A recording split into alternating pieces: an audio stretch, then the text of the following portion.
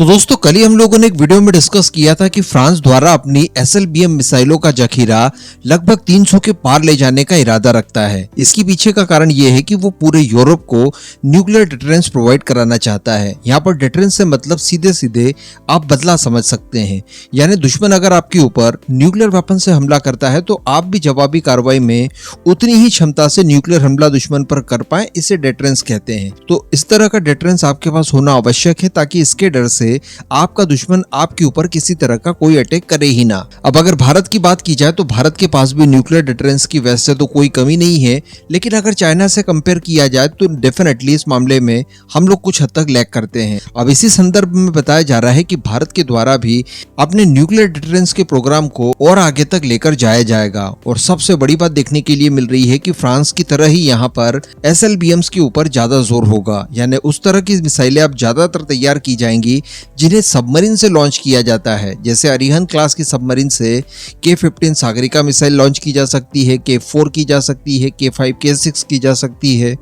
तो इसी तर्ज पर अब बताया जा रहा है कि K8 के ऊपर DRDO बहुत जल्द काम करने जा रहा है। और K8 की जो सबसे बड़ी खासियत होगी वो होगी इसकी रेंज, क्योंकि ये 10,000 किलोमीटर तक का कवरेज आपको देगी। 10,000 किलोमीटर दूरी तक आप न्यूक्लियर स्ट्राइक कर पाएंगे, वो भी गुप्त रूप से। ये अपने आप में भारत को बहुत ही ज्यादा बड़ी ताकत देगा। तो दोस्तों मौजूदा परिस्थिति की बात की जाए तो K-15 सागरिका मिसाइल जिसकी रेंज लगभग 750 किलोमीटर से 1500 किलोमीटर के बीच में बताई जाती है। इसके अलावा 3500 किलोमीटर वाली K4 मिसाइल, ये दो तरह की SLBM हमारे पास ऑपरेशनल है। इसके बाद वर्ष 2015 में K5 मिसाइल के डेवलपमेंट को लेकर मंजूरी मिल गई थी। इसके बाद वर्ष 2017 में DRDO को K6 मिसाइल के डेवलपमेंट को लेकर भी मंजूरी दे दी गई थी। और वर्ष 2020 जब भारत और चाइना के बीच में कॉन्फ्लिक्ट हुआ था और गलवान वैली का इंसिडेंस हुआ था, उसके बाद DRDO को ये भी निर्देश दिए गए थे कि K5 और K6 का जो डेवलपमेंट है उसे फास्ट ट्रैक कर दीजिए। तो संभवतः वर्ष 2024 तक इनके सारे डेवलपमेंट पूरे हो चुके होंगे। हालांकि खबरें पुष्टि वाली अभी तक निकल कर सामने नहीं आई।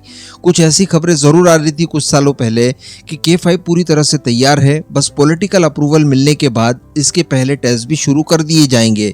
तो इस समय संभावनाएं कुछ इस तरह की जताई जा रही है कि यहाँ पर शॉर्ट रेंज में इनके अंडर वाटर परीक्षण शायद संपन्न कर लिए गए हों। ये मिसाइलें भी सबमरीन से ही लॉन्च की जा सकेंगी और सबसे बड़ी बात कि ये MIRV कैपेबल होगी।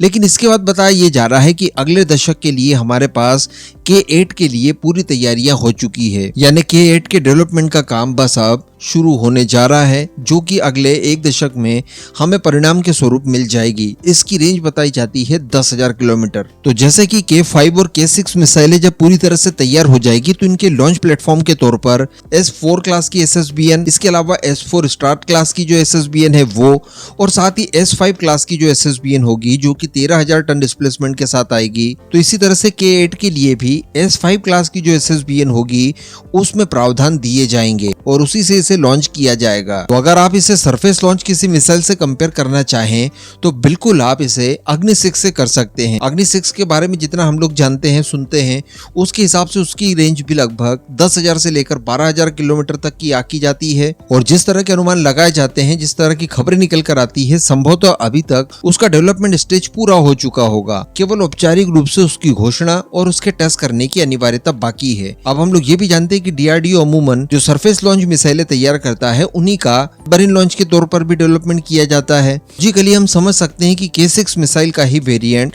K8 के तौर पर डेवलप किया जाएगा। और आपको ये बताने की आवश्यकता नहीं कि अगर 10,000 किलोमीटर रेंज वाली कोई SLBM आपके पास है, सबमरीन लॉन्च बैलिस्टिक मिसाइल, तो वो कितनी ज्यादा खतरनाक हो सकती है।